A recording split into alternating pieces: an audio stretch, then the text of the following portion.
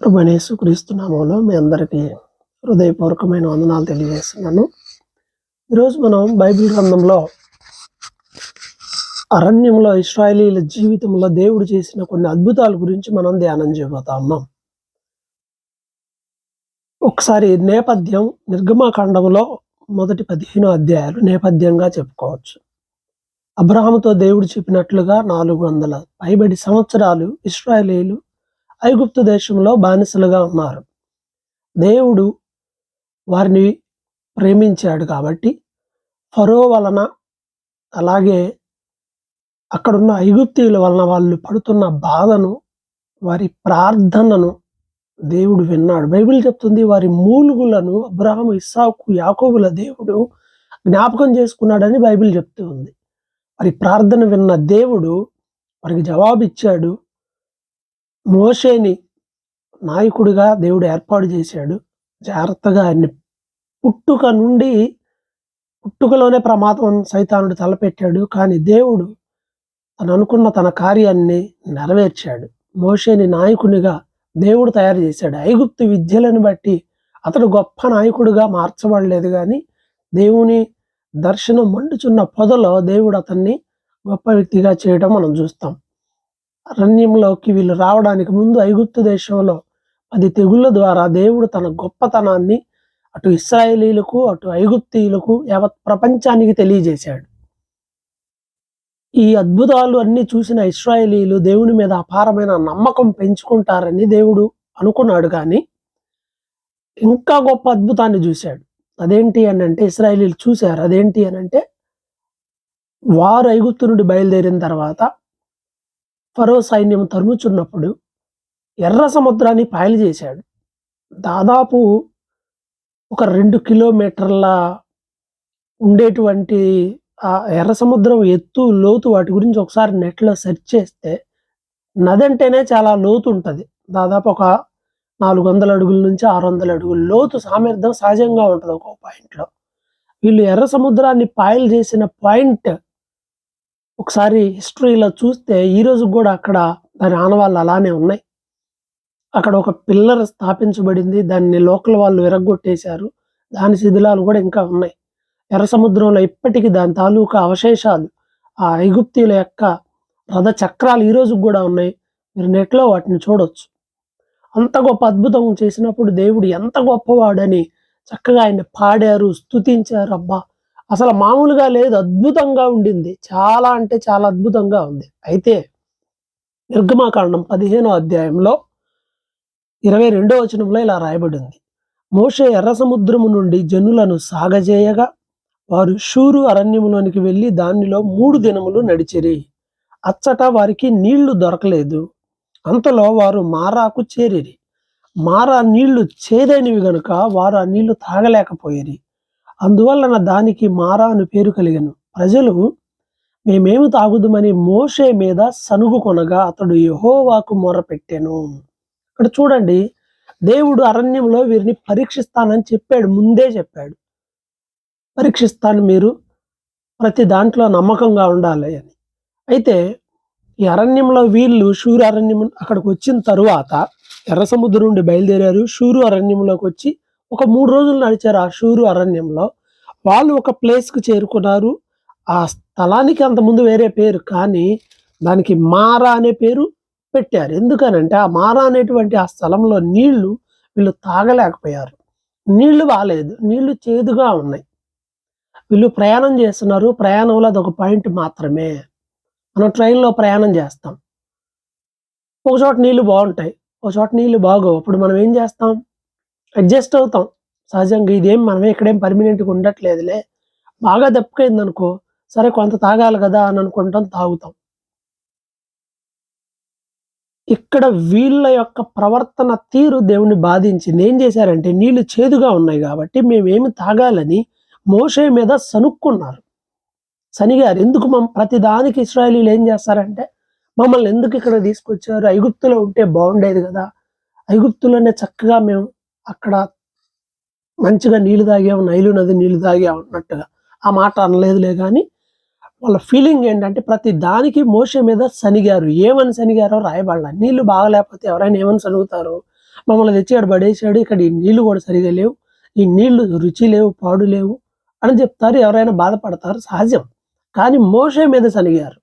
గొప్ప దేవుణ్ణి పక్కన పెట్టుకొని, గొప్ప దేవుణ్ణి అడగడానికి బదులు, ప్రభువా నువ్వు ఐగుప్తు దేశంలో నీళ్లు రక్తముగా మార్చావు, మరలా రక్తముగా మారిన వాటిని మరలా నీటిగా మార్చావు, ఇంత గొప్ప శక్తిమంతుడైన దేవుడు నువ్వు ఉన్నావు ప్రభువా, మేమున్న పరిస్థితి ఇది, మాకు సహాయం చేయమని దేవుణ్ణి వేడుకొనకపోగా మోషే మీద సనగడం మొదలుపెట్టారు. ఇది బైబిల్ చెప్తున్నటువంటి మాట. కాబట్టి ప్రియమైన వాళ్ళారా, మన జీవితంలో సమస్యలు వచ్చినప్పుడు మనం ఎలా రెస్పాండ్ అవుతాం అనేది చాలా అంటే చాలా ముఖ్యం అండి, చాలా ముఖ్యం. చాలా మంది ఏంటంటే మామూలుగా ఉన్నప్పుడు, అంటే దేవుడు ఆశీర్వాదాలు అవి ఇవి అన్ని ఇచ్చినప్పుడు వాళ్ళు బాగానే ఉంటారు. ఇక్కడ విషయం, మనం గ్రహించాల్సిన విషయం ఏంటి అని అంటే, సిచ్యువేషన్ నీకు అనుకూలంగా లేదు, పరిస్థితులు నీకు వ్యతిరేకంగా ఉన్నాయి, నువ్వు అనుకున్న ఆర్థిక అభివృద్ధి లేదు, నువ్వు అనుకున్న ఆరోగ్యం లేదు, నువ్వు అనుకున్నటువంటి ఆశీర్వాదాలు లోక సంబంధమైనవి నీకు లేవు. అంత మాత్రాన దేవునికి దూరం అయిపోతావా? అంత మాత్రాన ప్రార్థన విశ్వాసానికి నువ్వు దూరం కావాలా? అంత మాత్రాన దేవుని మీద సనుక్కోవాలా? మనుషులు ఈరోజు అలా ఉన్నారు. దేవుడు దీవించినంత వరకు ఎర్ర సముద్రాన్ని పాయలు చేసినప్పుడు ఏం పాటలు పాడారు? యెహోవాను గానము చేసేదము ఏకముగా వేల్పులో నీ సముడెవడు, ఓ నువ్వు మామూలు దేవుడువా, నువ్వు అది నువ్వు ఇది అని పాట పాడారు, బాగానే ఉంది. కానీ ప్రాబ్లం వచ్చింది. ప్రాబ్లం వచ్చినప్పుడు ఏం చేస్తా ఉన్నారు? మొట్టమొదటిది 6 నెలల మీద నడిపించిన అద్భుత దేవుణ్ణి పక్కన పెట్టుకొని వాళ్ళు ఏమంటున్నారంటే, ఓ ఇక్కడికి మమ్మల్ని ఎందుకు తీసుకొచ్చా అని చెప్పి సనగడం మొదలు పెట్టారు.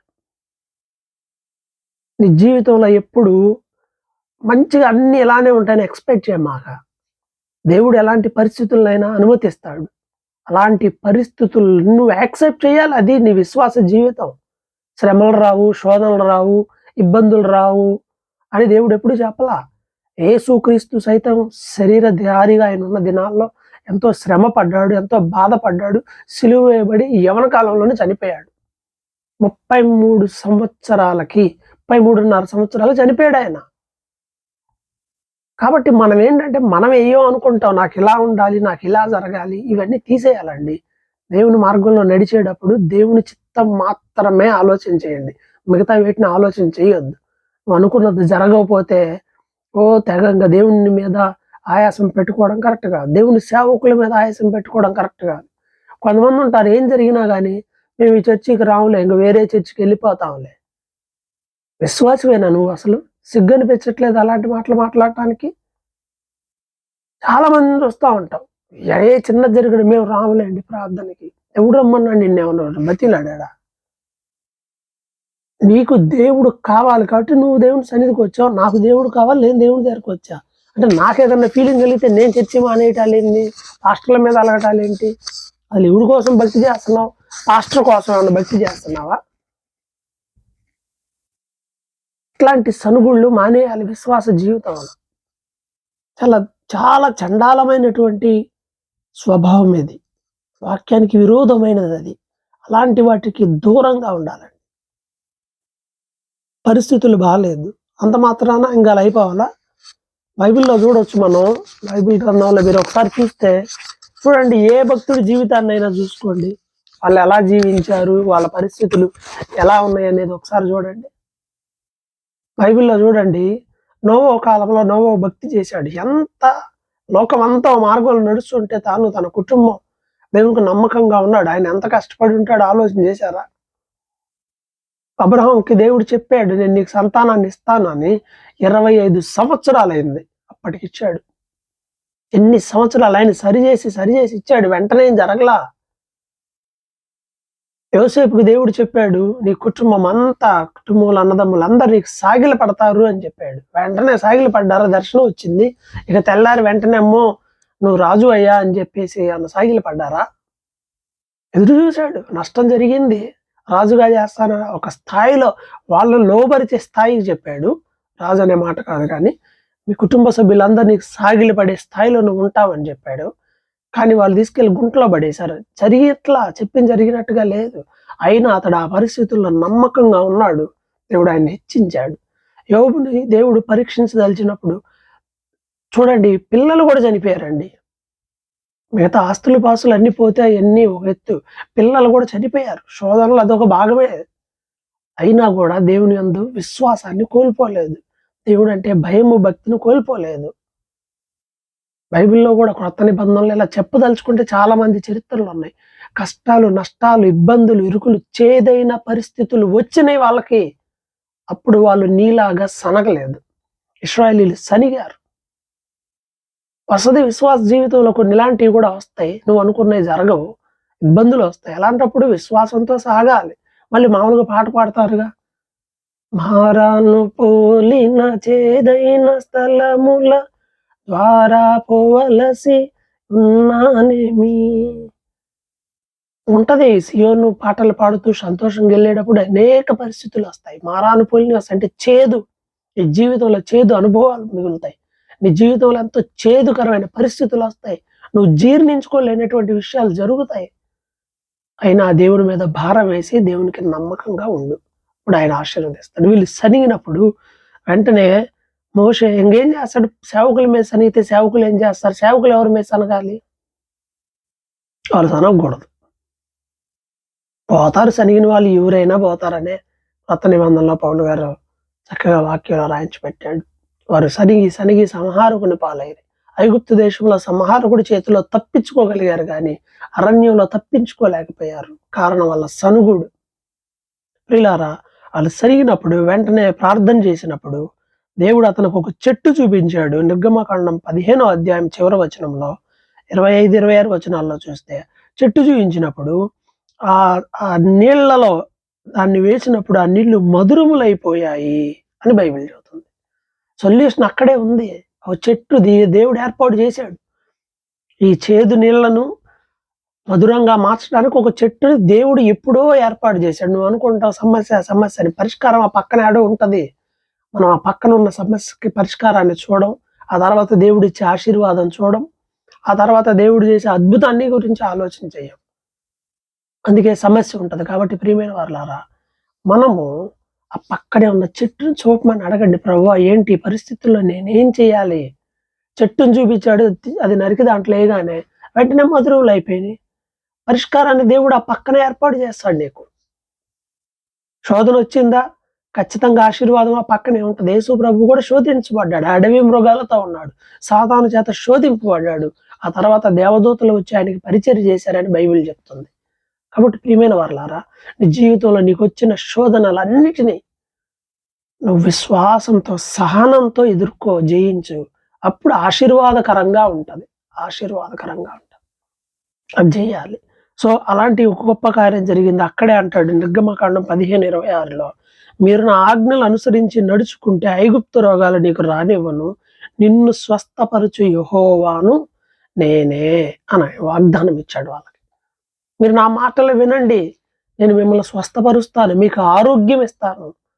ఈరోజు ప్రపంచం అంతా రోగాల ముద్దగా మారుతుంది. ఎక్కడ చూసినా హార్ట్ అటాకులు, గుండె నొప్పి, గుండె సంబంధిత వ్యాధులతోనే చాలా మంది బాధపడుతున్నారు.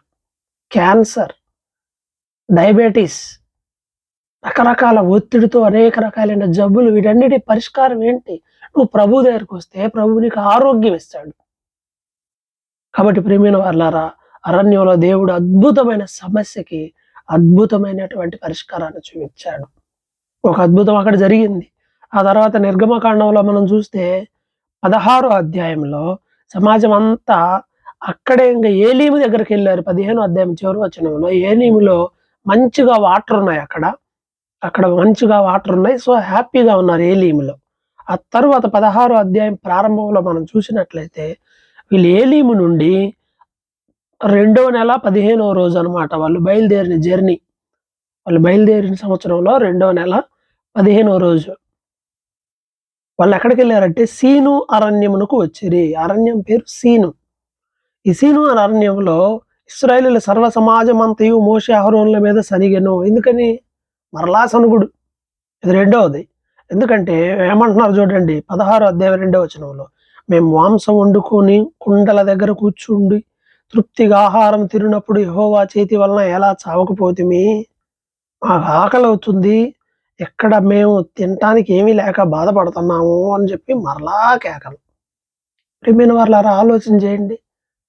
అసలు వీళ్ళ సమస్య దేవుడు వీళ్ళకి కావాల్సిన అన్ని ఇస్తూనే ఉన్నాడు. వాళ్ళు పరీక్షలో ఉన్నారని తెలుసు. అయినప్పటికీ కూడా ఏం చేస్తున్నారంటే, సరే మాకు ఆహారం కావాలని దేవుడిని అడగడం వేరు. మనం ప్రార్థిస్తాం గదా! మా అనుదిన ఆహారాన్ని మాకు దయచేయమని. అది అడగడం వేరు. వీళ్ళేం చేస్తున్నారు, అక్కడ మేము మాంసం వండుకొని కుండల దగ్గరే కూర్చొని తృప్తిగా తిన్నాం ఆహారం. అక్కడున్నప్పుడే చచ్చిపోతే పోయేది గదా! చంపేస్తాడు అరణ్యంలో దేవుడు వీళ్ళని. వీళ్ళు దేవుడిని నమ్మట్లా. దేవుని యొక్క గొప్ప శక్తిని నమ్మట్లా. ఇక్కడ ఆహారం లేకుండా పోయింది అని. అప్పుడు దేవుడు వారికి, సరే మీకోసం నేను ఆహారాన్ని ఆకాశం నుండి కురిపిస్తా. దాదాపు 10 లక్షల పైనే ఉన్నారు. ఎంత కాల్వలమే 6 లక్షల మంది ఉన్నారు. 10 లక్షలు ఉన్నారో, 15 లక్షలు ఉన్నారో, 20 లక్షలు ఉన్నారో ఆలోచన చేయండి. ఇన్ని లక్షల మందికి ఆహారం. నీళ్ళు ఇచ్చిన వాడు ఆహారాన్ని ఇవ్వడా? రమ్మని చెప్పిన దేవుడు ఏర్పాటు చేయడా? నమ్మడంలా. మరలా మాకు ఆహారం అని కేకలు వేస్తే సరిలేని దేవుడు దేవదూతలు తినేటువంటి ఆహారాన్ని వాళ్ళకిచ్చాడు. కొన్ని నియమాలు చెప్పాడు. కురుస్తుంది, ఆకాశం నుండి కురుస్తుంది. మీరు ప్రతిరోజు ప్రతి ఒక్కళ్ళు ఇదిగో మీ మీ కెపాసిటీని బట్టి ఇంతింత తీసుకొని మీరు ప్రతివాడు కుటుంబానికి ఓమేరు చొప్పున తీసుకోవాలి అని చెప్పాడు. అంటే 2.5 సేర్లు కుటుంబానికి. 2.5 సేర్లు దాదాపు 1.5 కిలోన్నర అట్లా ఉంటుంది. ప్రతి ఒక్కడికి అంతంత ఇచ్చాడు రోజుకి. అందరు తీసుకోండి, అంత మించి ఎక్కువ తీసుకోవద్దు అని చెప్పాడు. మీకు ఎప్పటికప్పుడు డైలీ వస్తూనే ఉంటుంది. మీ ఫ్యామిలీకి అందరికి సరిపడా వస్తుందని చెప్పాడు. సరిపడా తీసుకోండి, తెల్లవారేలోపు ఉంచుకోవద్దు. ఏ రోజు ఆ రోజే ఫ్రెష్గా పైన నుండి కురిపిస్తాను. సాటర్డే అప్పట్లో 7th డే విశ్రాంతి దినం కాబట్టి అప్పుడు కానీ ఇప్పుడు కానీ విశ్రాంతి దినం అంటే శనివారమే. ఆదివారం విశ్రాంతి దినం కాదు, అది పరిశుద్ధ దినం. కాబట్టి శనివారానికి మాత్రం మీరు అలా చేయొద్దు. శనివారం మీకు విశ్రాంతి దినం కాబట్టి మీరు చక్కగా ఏం చేస్తారు అని అంటే విశ్రాంతి దినాన్ని మీరు ఆచరించాలని ముందే చెప్పాడు ఈ మాట దేవుడు. విశ్రాంతి దినాన్ని ఆచరించండి. శుక్రవారం ఏం చేస్తారంటే డబల్గా సమకూర్చుకోండి, శనివారానికి కూడా సరిపడా అని. సో అలానే జరిగింది. అయితే వీళ్ళు ఏం చేశారంటే, అమ్మో ఉంటారుగా, కడుపాత్రం వాళ్ళు ఉంటారుగా, అమ్మో మనకు దొరకదేమో అని చెప్పి రోజులో దొరికేదానికన్నా దేవుడు చెప్పిన దానికన్నా ఎక్కువ సేవ్ చేసి పెట్టుకున్నారు. తెల్లారికి కూడా పనికొచ్చిద్దిలే అని. మరి ఎంత తిండికి పుట్టిన వాళ్ళు అర్థం కాదు. రేపు వచ్చిద్ది అని చెబితే ఏమో వచ్చిద్దో రాదో అనుమానం, అవిశ్వాసం. అందువల్ల ఏం చేశారంటే రేపటికి ఎందుకులే అని ఈ రోజే సమకూర్చుకున్నారు. తెల్లారిలోపు అది వాసన బట్టి కంపు కొట్టేసిందట. మిగిలితే కాల్ చేయండి అని చెప్పాడు. వీళ్ళేం దాచిపెట్టుకున్నారు, వద్దు అన్న పనులే చేస్తున్నారు. అక్కడ కూడా దేవుడు బాధపడతాడు. ఏ రోజుకు ఆ రోజు వచ్చి కురుస్తుంది కదా, ఎందుకని మీరు ఇలా చేశారు అని చెప్పి చాలా అంటే చాలా బాధపడ్డాడు. దేవుడు బాధపడ్డాడు. ఈ టెస్ట్లో కూడా వాళ్ళు ఫెయిల్ అయ్యారు. కానీ దేవుడు గొప్ప దేవుడు మాత్రం వాళ్ళు తన మాటను వినకపోయినప్పటికీ వారికి అద్భుతమైనటువంటి ఆశ్చర్యమైన కార్యాన్ని చేసి చూపించాడు. టెంప్టేషన్స్, తిండి, ఆహారం, రెండవది తిండి. జయించాలి ఈ శోధనల్ని. యేసుప్రభు శోధనలో కూడా ఉన్నాయి ఇవి. యేసుప్రభు జయించలేదా? ఆకలిని జయించాడు, దప్పికని జయించాడు. సైతానుడు వచ్చి రాళ్ళు రొట్టెలుగా తీసుకొని తినన్నా కానీ చలించాడా? పవర్ ఉన్నా కూడా. మన దగ్గర పవర్ ఉంటే అసలు ఇంకా నది ఈ రాళ్ళన్నీ రొట్టెలు చేసి అమ్ముకొని తింటారేమో. సో నెక్స్ట్ 17వ అధ్యాయం నాటికి మనం చూస్తే మందసంలో 16వ అధ్యాయం చివరిలో మందసంలో ఒక బాక్స్లో ఒక పాత్రలో మన్నాని పెట్టారు. ఈ రోజు కూడా అది అలానే ఉంది. మందసంలో పెట్టాడు. ఇది నిజమా కాదా అని ప్రజలు అడగడానికి, తెలుసుకుంటే ఇదేంది అని. అప్పట్లో మన్నా తిన్నారు మా పితరులు అని. అందుకే క్రొత్త నిబంధనలో రాయబడి ఉంటది కదా, అరణ్యంలో మన్నాను తిన్న పితరులు చనిపోయారు, జీవాహారం నేనే అంటాడు యేసుప్రభు. అది తిన్నాళ్ళు చనిపోయారు, దేవదూతల ఆహారం తిన్న వాళ్ళు కూడా చనిపోయారు. కానీ నేను జీవాహారాన్ని అని అంటాడు ప్రభు. జీవాహారం ప్రభు. అందుకే ప్రభు బలలో పాల్గొనడం అనేది నిత్య జీవానికి మూలకరమైనదిగా బైబిల్ చెబుతుంది. ఆయన శరీరమును తిని ఆయన రక్తమును త్రాగువాడు నిత్య జీవము గలవాడు, అంచెదినమున నేను వాడిని లేపుదునని బైబిల్ చెబుతుంది. అది పరిస్థితి. కాబట్టి మనము మనకు వచ్చే శోధనలు జయించాలి. తర్వాత ఇంకొక టెంప్టేషన్స్ మనం చూడొచ్చు. 17వ అధ్యాయం ప్రారంభంలో వాళ్ళు సీను అరణ్యం నుంచి బయలుదేరి రెఫదీము అనేటువంటి ప్రాంతానికి వెళ్ళారు. అక్కడ అసలు నీళ్ళే లేవు. వాళ్ళు అప్పుడు ఏం చేశారు, ఒకప్పుడు చేదైన నీళ్లుంటే చక్కగా తీపిగా మార్చాడు. ఆహారం లేదంటే ఆకాశం నుంచే కురిపించాడు. మరి నీళ్ళు లేవు కూడా, అడిగితే దేవుడు ఏదైనా చేస్తాడుగా. కానీ వాళ్ళు మరలా సనగడం మొదలుపెట్టారు. వాళ్ళు మోషేతో వాదించారని నిర్గమకాండం 17వ అధ్యాయం 2వ వచనంలో మోషేతో వాదించుచు త్రాగుటకు మాకు నీళ్ళిమ్మని మోషేను అడగగా, 4వ వచనంలో అక్కడ ప్రజలు నీళ్లు లేక దప్పికొని మోషే మీద సనుగుచు, ఇదెందుకు మమ్మును మా పిల్లలను మా పశువులను దప్పిచాడు చంపడానికి ఐగుప్తులోకి తీసుకొచ్చావా అని. అంటే మోషే ఎంత భయపడ్డాడంటే, ఇంకోసేపటికి నన్ను రాళ్ళతో కొట్టి చంపుతారయ్యా అని దేవునికి మొరపెట్టాడు. సరా, సమస్య ఓకే ఉంది కాదంటలేదు, కానీ సమస్య వచ్చినప్పుడు సనుగుతూ గొనుగుతూ మోషేను కూడా చంపబోయారట. ఆ టైంలో దేవుడు మరలా గొప్ప అద్భుతాన్ని చేశాడు. హోరేబు బండ దగ్గరికి వెళ్ళి కొండలో బండను కొట్టు నీళ్ళు ఇస్తుందని చెప్పినప్పుడు అద్భుతంగా చక్కగా నీళ్లు వచ్చాయి. చెప్పాను కదా, సమస్య ఎక్కడ ఉందో పరిష్కారం కూడా అక్కడే ఉంది. బండ రెడీగా పెట్టాడు దేవుడు వాళ్ళ కోసం. అందరిలాగా పైన నుంచి నీళ్లు, కింద నుంచి ఓట రావడం కాదు, బండలో నుండి వచ్చినాయి నీళ్లు. ఆయన మార్గం సముద్రంలో ఉందన్నట్టుగా దేవుడు నీకు అద్భుతం ఎలా అయినా చేస్తాడు. ఇలానే జరగాలని కోరుకోమాక. ఇట్లా పట్టుకుంటే జరగాలి ఇట్లాంటి పిచ్చి ఆలోచనలు పెట్టుకోవద్దు. ప్రభు ఎలా అయినా తన కార్యాన్ని జరిగిస్తాడు. కార్యం జరిగించటమే ఇంపార్టెంట్. నీలో విశ్వాసం ఉంటేనే ఇదంతా సాధ్యం. అవిశ్వాసంతో నువ్వు ఎప్పుడు జయించలేవు. నీళ్ళు లేనప్పుడు మరలా సనిగారు. పరిష్కారం అక్కడే ఉంది. బండను పెట్టాడు దేవుడు. బండను కొట్టినప్పుడు బండలో నుండి నీళ్ళు వచ్చినాయి. అద్భుతం జరిగిపోయింది. ప్రియమైన వాళ్ళారా, ఇక్కడ మనం గ్రహించాల్సిందంటే, నీకు సమస్య వచ్చినప్పుడు నిన్ను నడిపించేటువంటి దేవుడి దగ్గరకు నువ్వు వెళ్ళాలి. మనుషుల మీద ఆధారపడి, మనుషుల మీద సనుగుతూ గొనుగుతూ కాదు.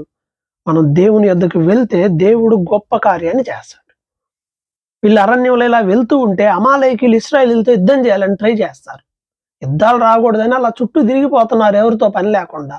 కానీ ఇక్కడ యుద్ధం వచ్చినప్పుడు యుద్ధంలో చక్కగా పేరుగాంచినటువంటి గొప్ప యుద్ధ వీరుడైన యోషువ ఇంకా సైన్యం ఉంది కాబట్టి వాళ్ళందరూ అమాలేకీయులతో యుద్ధం చేస్తారు. అప్పుడు దేవుడు అంటాడు, వీళ్ళు దారిలో పోతా ఉండంటే ఇలా జరిగింది అని చెప్పేసి దేవుడు చెప్తాడు కదా.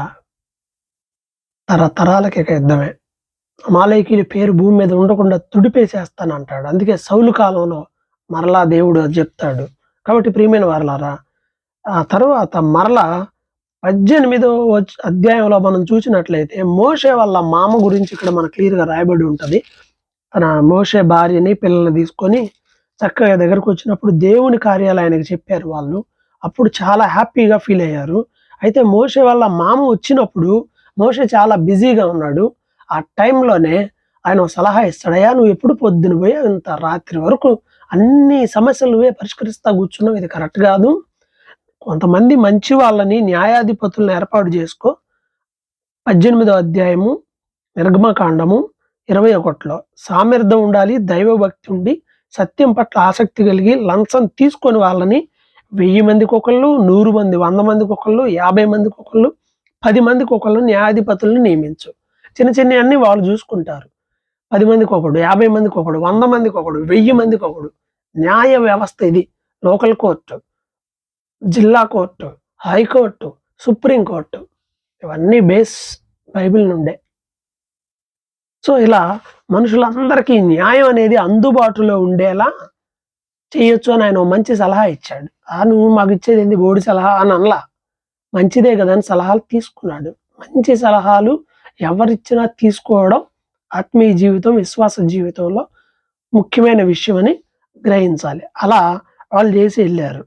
సో అప్పుడు ఈ విధంగా అరణ్యంలో వీళ్ళు నడుస్తూ ఇప్పటికి ఎన్ని టెంప్టేషన్స్. ఒకటి మారా, రెండోది మారాలో శోధన, వీళ్ళు ఓడిపోయారు అక్కడ. రెండవది సీను అరణ్యంలో అక్కడ ఆహారం నిమిత్తమై. తర్వాత మూడవది రెఫదీమ అరణ్యంలో. ఈ 3 చోట్ల 3 శోధనల్లో వాళ్ళు ఓడిపోయారు. ప్రియమైన దేవుని బిడ్డలారా, ఈరోజు నువ్వు నేను ఎలా ఉన్నావో ఆలోచన చేద్దాం. మన జీవితంలో, విశ్వాస జీవితంలో ఎన్నో పరిస్థితులు వ్యతిరేకమైనవి వస్తాయి. చలించి విశ్వాసానికి దూరం కాక గొప్ప కార్యములు చేయగలిగినటువంటి ప్రభువు మీద మనం ఉందాం. ఆయన మీద ఆధారపడదాం. చిన్న చిన్న లోక సంబంధమైన వాటి కోసం విశ్వాసాన్ని కోల్పోవద్దు. నీళ్ళ దగ్గర, ఆహారం దగ్గర, లేకపోతే ఇంకా వేటి కోసం నీ డైలీ లైఫ్లోనే ప్రాబ్లమ్స్ వస్తాయి. అయినా దేవుణ్ణి అడుగుదాం, ప్రభు గొప్ప కార్యాలు చేస్తాడు. ఇశ్రాయేలీలాగా సనగొద్దు, ఇశ్రాయేలీలాగా దేవునికి విరోధమైన పనులు చేయొద్దు. మన దేవుడు జీవజలములు ఇస్తాడు, మన దేవుడు జీవాహారాన్ని ఇస్తాడు, ఎలా అయినా అద్భుతాన్ని చేస్తాడు. మన కోసం ప్రాణం పెట్టాడు యేసయ్య. మన కోసం ప్రాణం పెట్టిన దేవుడు, రక్తం కార్చిన దేవుడు. మనం అడిగితే ఏదైనా ఇవ్వడా చెప్పండి? ఆయన ఏదైనా చేయడానికి సిద్ధంగా ఉన్నాడు. కాబట్టి ప్రతి ఒక్కరూ ప్రభువునందు విశ్వాసం కలిగి యోగ్యమైన వారిగా మనం ఉందాం.